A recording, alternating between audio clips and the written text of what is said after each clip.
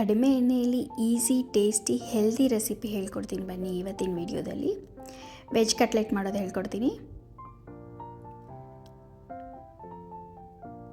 ಅದಕ್ಕೆ ಬೇಕಾಗಿರೋ ವೆಜಿಟೇಬಲ್ಸ್ ಇವೆಲ್ಲ ಜಸ್ಟ್ ಒಂದು ಸತಿ ನೋಡ್ಕೊಳ್ಳಿ, ಮಾಡೋವಾಗ ಹೇಳ್ತೀನಿ. ಈಗ ಒಂದು ದೊಡ್ಡ ಆಲೂಗಡ್ಡೆನ ಬೇಯಿಸಿ ಇಟ್ಕೊಂಡಿದ್ದೀನಿ. ಅದಕ್ಕೆ ಈರುಳ್ಳಿ,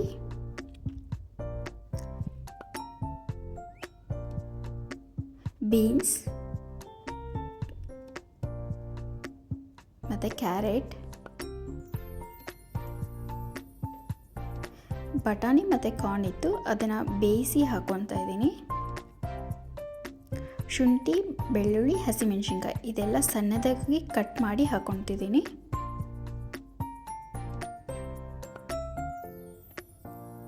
ಆಮೇಲೆ garam masala, chilli flakes, salt ಇದು 3 ಹಾಕ್ಕೊತಿದ್ದೀನಿ.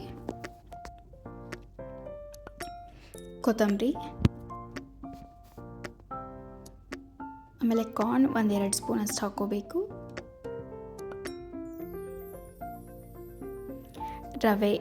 ರವೆನೂ 1-2 ಸ್ಪೂನ್ ಅಷ್ಟು ಹಾಕ್ಕೊಳ್ಳಿ. ಚಿರೋಟಿ ರವೆ ಹಾಕ್ಕೊಳ್ಳಿ. ಹಾಕ್ಕೊಂಡು ಕಂಪ್ಲೀಟ್ ಇದನ್ನು ಕಲಿಸ್ಕೋಬೇಕು. ಹಿಟ್ಟು ಅದಕ್ಕೆ ಕಲಿಸ್ಕೊಳ್ಳಿ. ತುಂಬ ಟೇಸ್ಟಿಯಾಗಿರುತ್ತೆ ಈ ರೆಸಿಪಿ.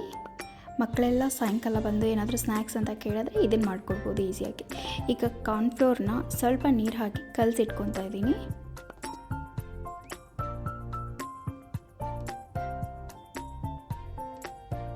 ಈಗ ಕಟ್ಲೆಟ್ನ ರೆಡಿ ಮಾಡಿಕೊಂಡು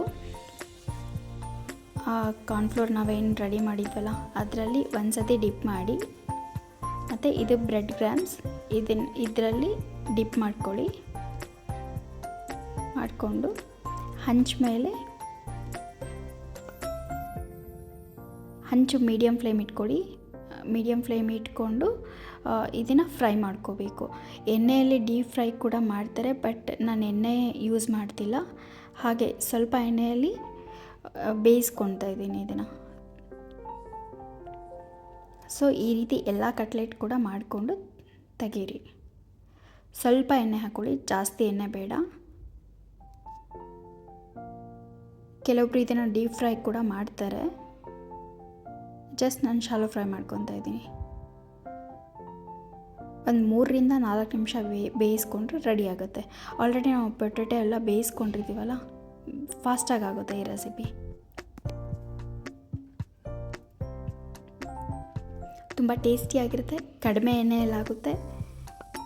ಆಮೇಲೆ ಡೈಲಿ ಏನು ಸ್ನ್ಯಾಕ್ಸ್ ಮಾಡೋದು ಅಂತ ಯೋಚನೆ ಮಾಡ್ತಿದ್ರೆ ಇದನ್ನು ಮಾಡ್ಕೊಂಡು ಟ್ರೈ ಮಾಡಿ. ಒಂದ್ಸತಿ ಟೇಸ್ಟ್ ಮಾಡಿ ಹೇಗಿರುತ್ತೆ ಅಂತ. ಇದೇ ರೀತಿ ಹೆಲ್ದಿ ರೆಸಿಪಿಗಳಿಗಾಗಿ ನನ್ನ ಚಾನಲ್ನ ಫಾಲೋ ಮಾಡಿ. Thank you for watching. Try ಮಾಡಿ ಹೇಳಿ ಯಾವ ಥರ ಬಂತು ಅಂತ. Thank you.